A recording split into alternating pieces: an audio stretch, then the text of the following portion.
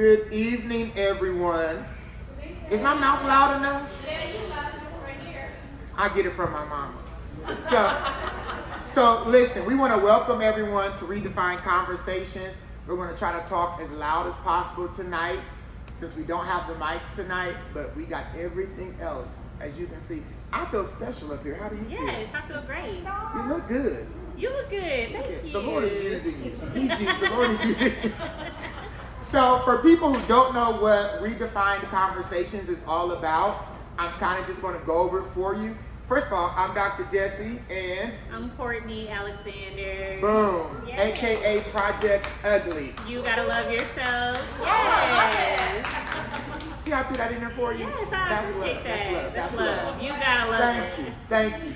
So the purpose of Redefined Conversations, because some people ask, like, why do you have it in lounges and not a church basement, not a church fellowship hall? And I said, first of all, Courtney cusses a little bit too much.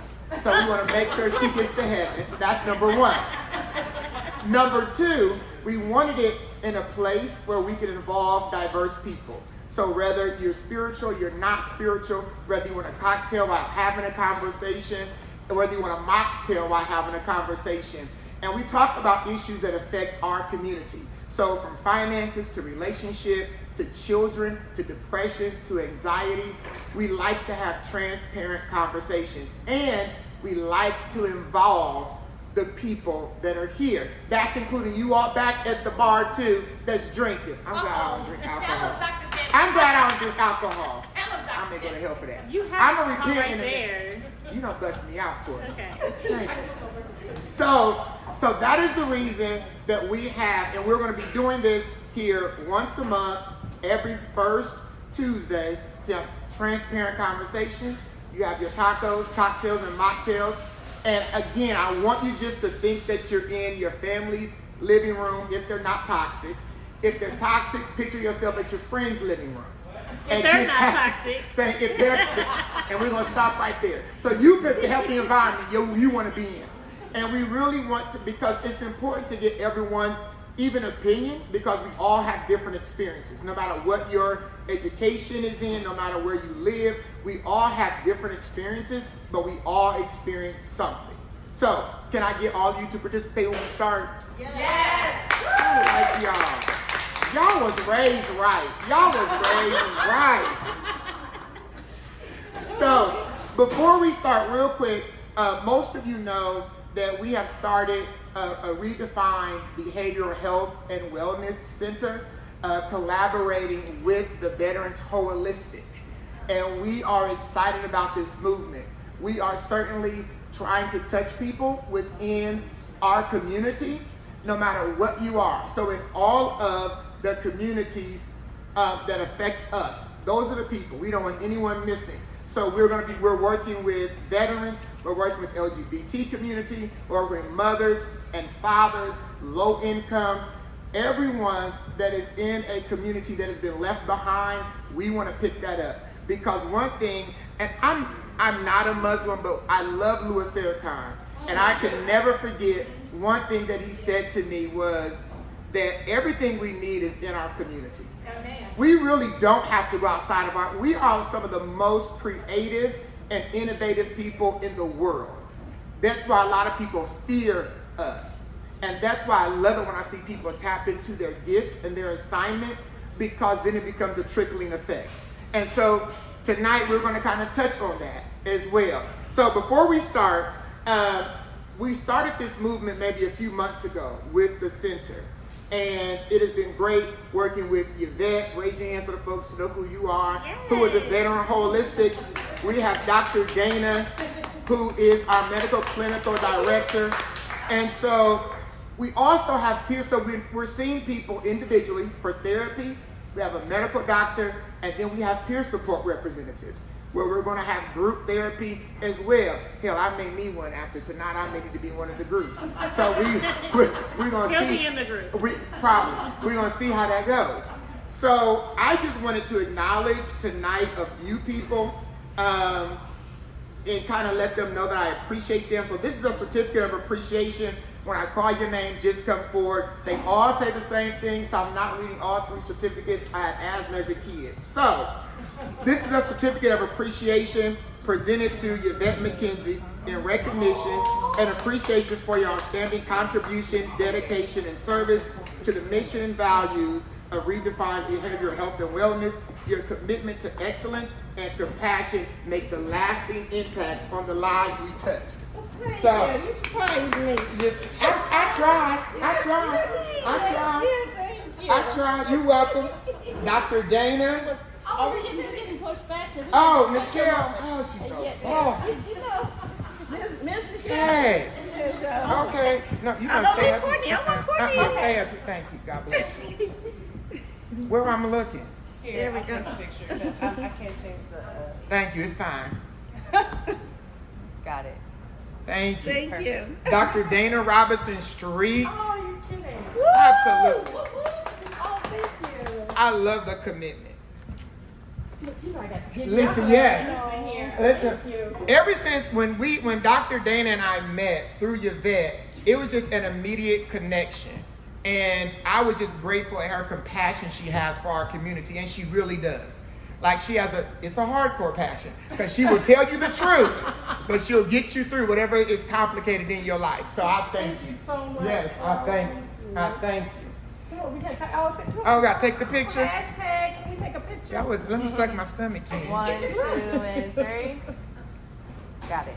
Thank you. Thank you. And then another person who's one of the peer support reps, Roshonda Price, who has been dedicated to this movement as well.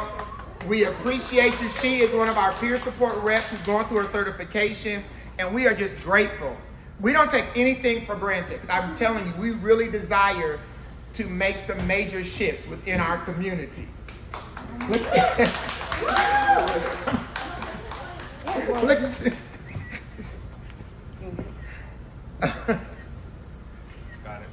Thank you. You are welcome. So much. Got So you. honored. Got you. The big dog. I loved it. Got you.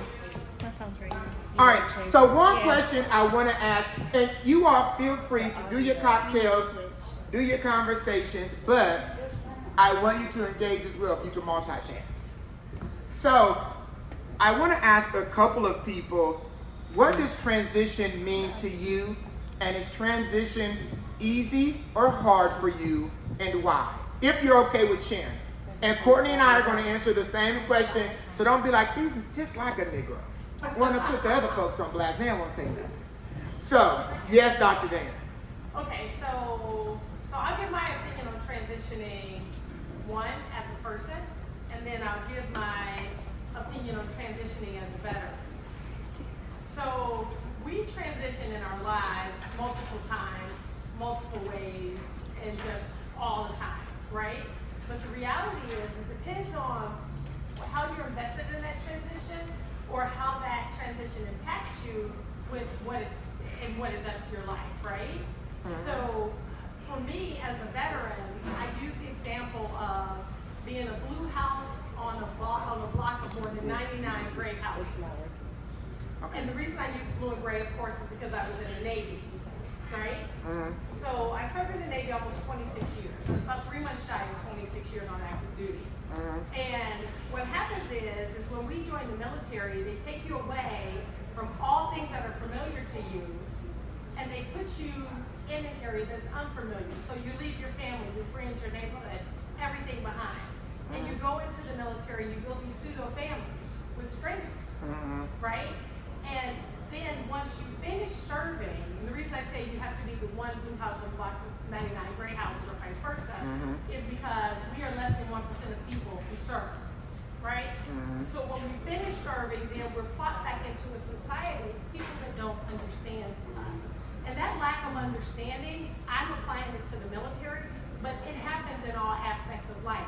Like how you explained why we're feared, right? I don't believe that we're feared. I believe that fear is the excuse to justify the behaviors, right? And so when we come back into a society of people who don't have the understanding of what it means to be me, then I'm expected to thrive.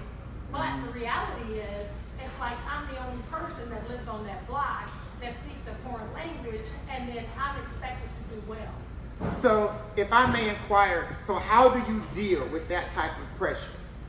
Well, as a veteran, what we do is we bring veterans back to veterans. And so Okay. that's what I'm a big believer in, bringing veterans back to veterans. I think that when you have a commonality with someone, and it doesn't have to be veteran, but when you have a community, then you do better, right? Because it gives you that soft place to land. And you know I'm all about soft places Yes, to you land. are. Right? So Yeah. it gives you that soft place to land. So we have to have the ability to have conversations like this. Right? True. We have to feel open and where we can have honest conversations where we don't have to worry about who's judging us or what comes next. Yes, right? I Because agree. this creates a healing environment. So I thank both of you for having this, and I thank you both for having us Thank here you. today. Thank you, thank you, thank you. Who else can tell us what transition means to you, and is it easy or hard for you? Is it transitioning easy or hard for you? Another break, so? No, you need to drink some more? Okay, I'll be coming back your way. Don't even worry about it. We're gonna circle back around. So do you wanna go first? What is transition to you, and is it easy or hard? Okay, so I would say transition for me is not easy.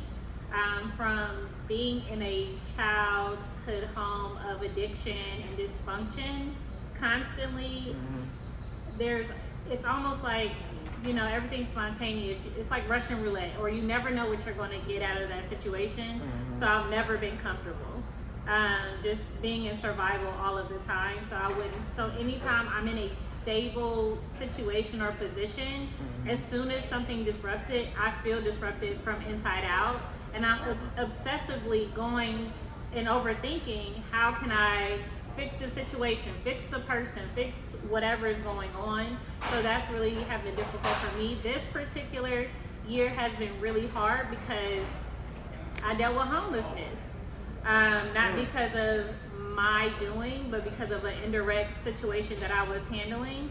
And I don't want to exploit the person because they're a child. However, it's still my story, and that transition opened my eyes to see just a glimpse of what people are actually going through. 2.5 months in hotels, just trying to figure out where I'm going to live. And then I feel like I was blamed for everything from the apartment complex. So on that piece of transition, having the actual support, because I have a kinship family. I don't have children of my own. But in that time, with working with caseworkers and CPS and, the city and all these other programs that are supposed to help you and support you, and I didn't see any of that. I was in it alone. And now when I get to a space of really redefining my story, I want to advocate. I want to have those conversations with city officials and those who are able to make those type of decisions. But that transition for me was extremely difficult. And I know it's an extreme transition, Yes, but it's still a transition in general. So even with that, I learned to really be humbled, really learn a different level of survival, and I wasn't ready for it. I didn't prepare a bank account for homelessness. I didn't prepare, and then everyone's like, even there was one particular program, which I won't put their name on camera, but they said, well, you can be homeless, but you can't be in a shelter for us to help you. So they have different guidelines that you start learning, and policies that they cannot, they can't bend the rules, they can't be flexible with you. So those type of situations are really hard. Or I'm not heavily in church right now, so I don't have that faith-based support, and or you have to be a member of their church in order for them to help you, so they can see your consistency versus just helping you as a family. So those are the transitions that I feel like are hard for me. So anytime, it could be at work, it could be at home, something disrupts me, I am completely unsettled, and I have to really allow my body to process through that unsettling until I'm able to find the capacity or just different techniques to cope, because coping is difficult for me. And that is an extreme transition. That's a major transition. So what are some of the grounding rules that you kind of gave yourself to help you navigate through that? Because that's not an easy transition. And I think I probably would have been burying bodies.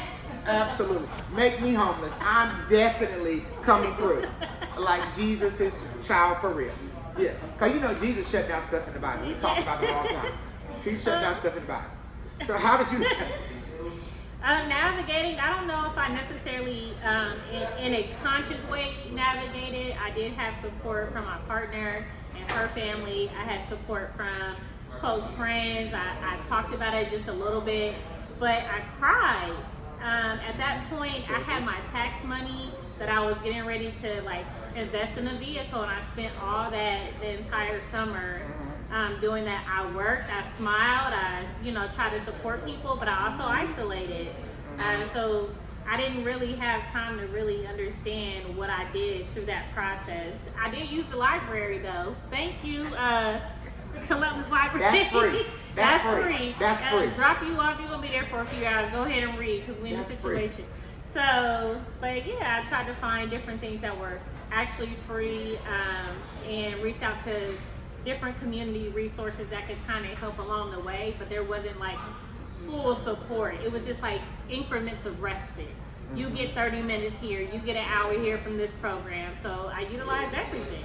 That's amazing. One thing I always tell the underserved communities is that we always have to dig harder for those resources. Other communities have those resources, at their disposal. Right. But for underserved communities, we always have to dig harder. And when I deal with family units and et cetera, and they're, trying to look for resources, they always have to dig harder, and it almost takes them out. Like it almost like just depletes them. Yeah, and then also another thing that I'm learning, when you're experiencing homelessness or that level of desperation, you will almost do anything. I didn't get to that point where I almost did anything, but I went to a housing resource fair. There was a particular table set up as a vendor. They give you the website, but on the website, you have to figure out if they are legitimate or not. And that is very scary for elders, for people who are very vulnerable, for people who just need a place to live and rest their head. And I did not understand. And then I reached out to them. I said, hey, this is a risky, website, and they have, different communications on their website to say, hey, make sure this landlord is legitimate. But I said, you need a filtering process for that.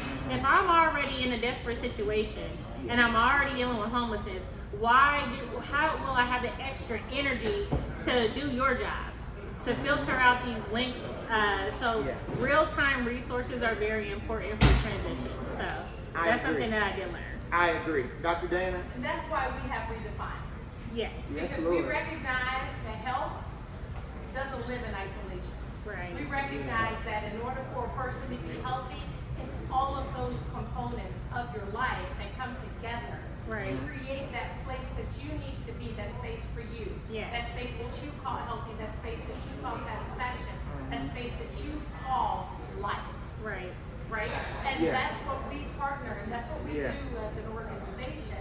We, like I said, we create a soft place to land, but that soft place, it addresses the components of our lives that make us come together and have the ability to thrive. And so I'm glad and thankful that you shared your story with us. Thank you. Because it's really important. The vulnerabilities that you have, other people have. We don't, nothing is unique, right? And to see that you were able to survive them will give inspiration for others to also have the ability to survive. So thank you again. I agree. Thank you for saying that. Transition to me means exactly, the definition is shifting, making some adjustments, making some changes.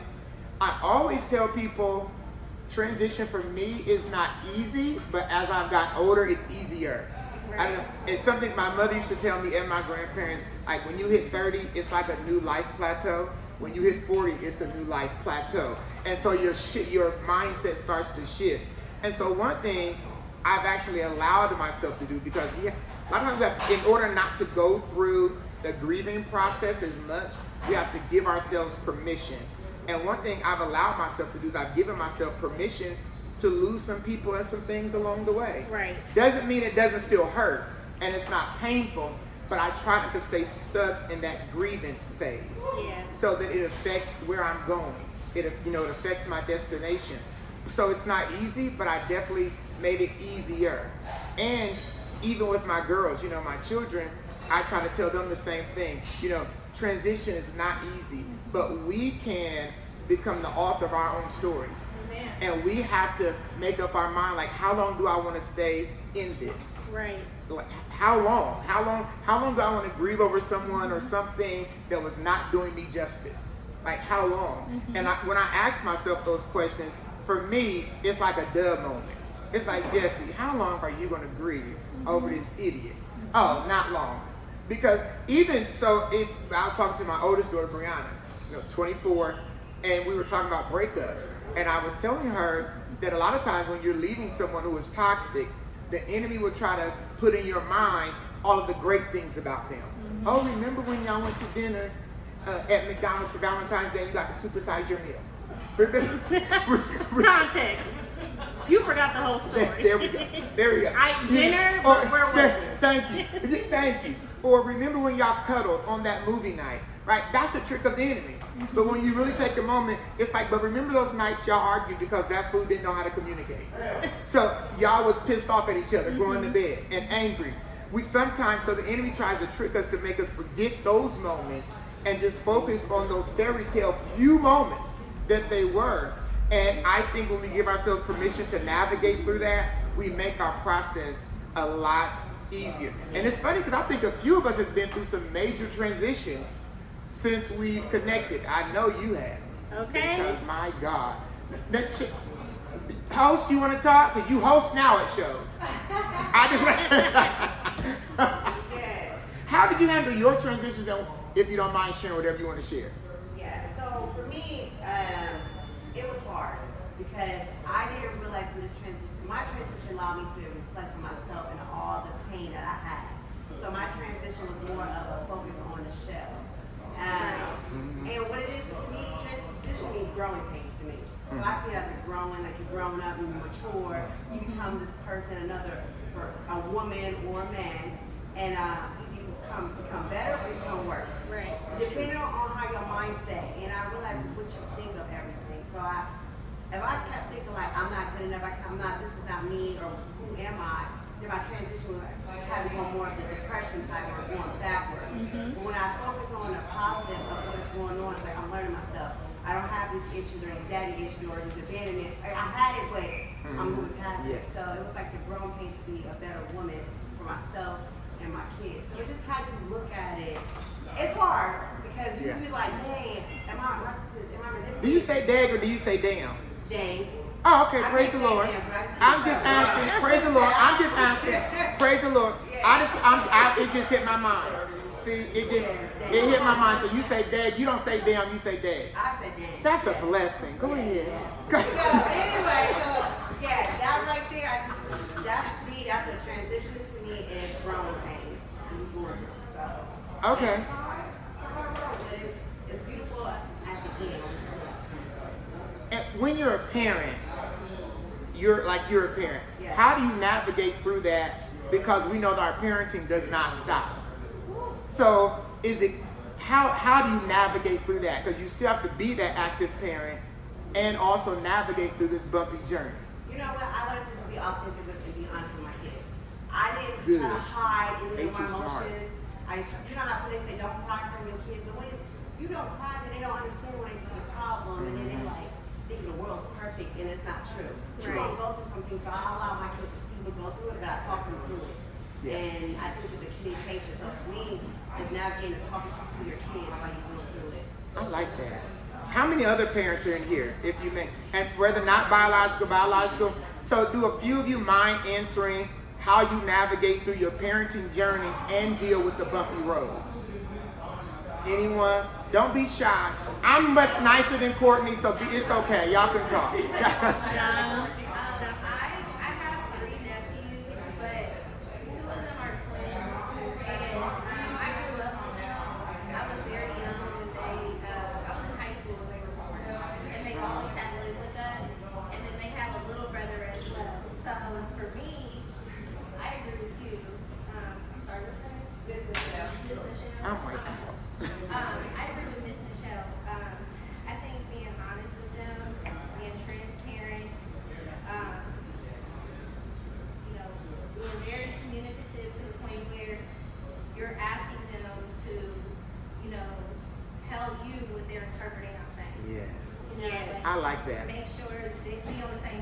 Yes. Right.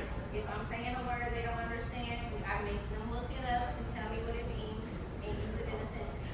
I like So that. it's like, just be honest, kids are aware, they observe, so it's like, just be real, Yeah. and help them through their emotions. I like that. And I like how you make sure the communication is secure, as in regards being able to reciprocate. Right. They understand you, you understand them. A lot of people do not do that in their communication. It's kind of like, I'm going to say what I have to say and then I'm done, without confirming that they're clear. Because sometimes people just talking and folks like, I don't understand shit they saying. But just let them talk so we can go do what we got to do. So it's great that you create that space for healthy communication, because that does lack a lot in our family units. And one other thing, I also make sure they still know their lane. Yeah. We're not friends. I'm honest with you. Right. It's a two-way street, but you are still a child. So you come from the blackout ministry too. Good, glad I'm not the only one. Come from the blackout ministry. Praise the Lord. Yes, that's an anointed ministry. Any other parent? Thank you. I was going to bust you out, but I didn't want to. Glad you said that.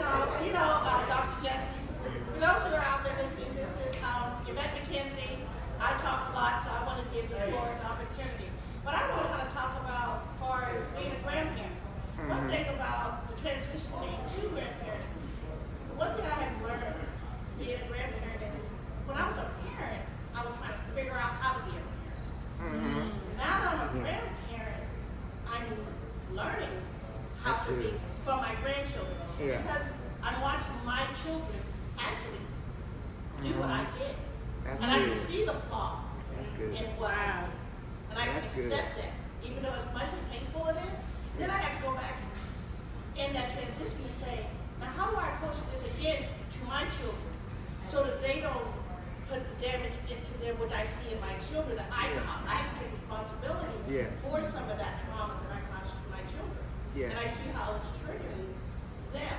Right. And have that uncomfortable conversation Yes. and things like that. I'm very proud and very blessed that my children and I have a very good relationship. And at one point it was very, very toxic because they had to come to me and say how certain decisions. But as they started having children and having to go through those trials and tribulations, they started understanding, wait a minute, Mom maybe not have had this choice. Maybe that is not what she wanted to do. Right. And they can say, so now some of that anger is able to be discussed, and we can acknowledge it. One thing I try to do in my parenting now is go ahead and allow them to express their anger, allow them to have those feelings towards me. I allow them to heal in their time.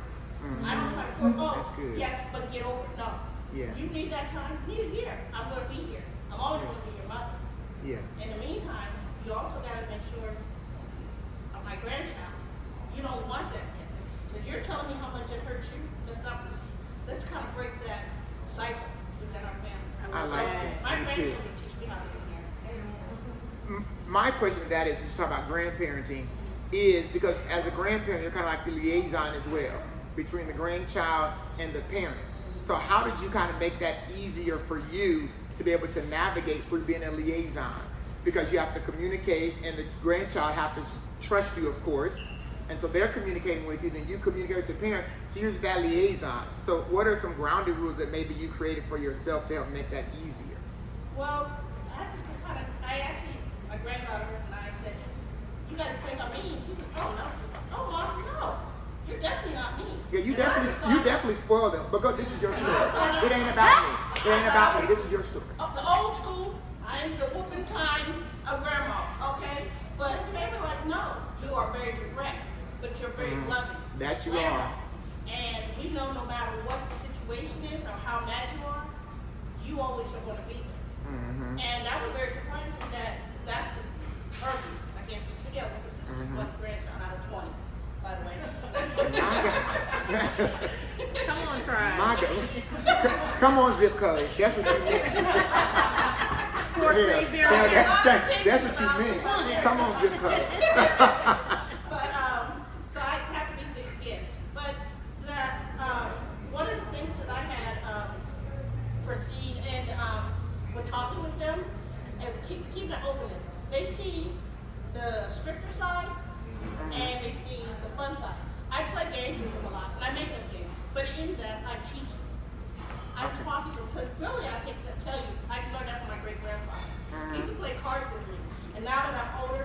lot of the conversations that he used to have with me and playing those games was also teaching moments for them. And I do that with my grandchildren to this day. And I think that's why they feel comfortable coming at me and things like that. I love it. I love it. I love it. Okay, we are past time. I know we started late, but still got to stick to time. Yep. Right? So I just like you to say, what is one healthy ground rule that you implement in your transitions that you could share with someone else? One ground rule. Yeah. You can go first, and so I can think. I didn't like the way you said that, but I'll go first anyway, since I'm humble. Since I'm humble. For me, a ground rule that I certainly implemented was being aware and secure of who I am. And so one thing I say often is like, I don't even put myself in hostile situations because I know the other Jesse that could come out. So if I don't put myself in that situation, so if it's a dysfunctional or chaotic situation, I make sure not to involve myself. I have too much to lose. And so for me, because I know myself, I discipline myself. So I tell people the digging is hard. The self journey is very difficult, but it's also rewarding. And so when you can be transparent with yourself, it's like I tell people that pray, like be transparent with God. Like don't go before him with stuff you don't mean. Like if you're having a weak moment, a confused moment, say that in your prayer. Be clear, because how else do we get delivered if we're not authentic? Right. So lack of being authentic doesn't allow us to get delivered. So I make sure I'm authentic with myself. I'm authentic with God. And again, doesn't mean it doesn't hurt, but it does actually securely makes it easier. The journeys become the journey just become easier because of that. Yeah. Because we have to accept us, right? The good, bad, and the ugly. Because everybody here not angels all the time. I turned to a little bird, not angel. Everybody not angels all the time. So you got to be real with who you are. Like, the good, bad, and the ugly. And I think when we accept that, again, it makes the journey of transition, again, not easy, but easier. Good, I'm proud of you. Thank you. That meant a lot. Now it's your turn. She's falling. Right. I was a fallen angel. All right, trying to create a commercial. Fell from heaven.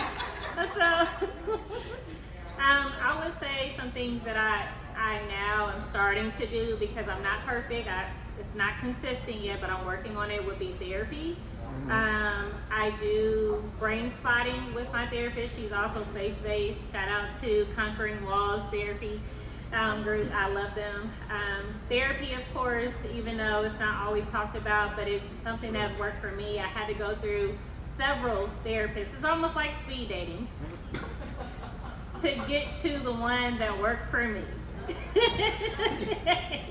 So, That's your comparison? yes, that's my comparison. Okay, your story. Because we exchange, when we don't connect with the person that we're having a conversation with, it's very difficult to be vulnerable. Then we start masking, then we start lying about a situation. Now we're wasting the insurance money and or out of pocket. Okay, so therapy, as well as I try to talk to close friends before I'm making impulsive decisions, because I have borderline personality disorder. It's not having multiple personalities, but it's dealing with deep abandonment and rejection. So what you may consider to be a sad moment, I consider a grieving moment. So it's a very extreme response to something that could be very simple. But I'm still learning about what I'm actually dealing with. So I have conversations with people. I try to remove myself and not respond hastily, because I do have a smart mouth. I pray and cuss. You do. That's going to be my brand. I do, and I'm not connected yet to a faith community that I feel safe with yet.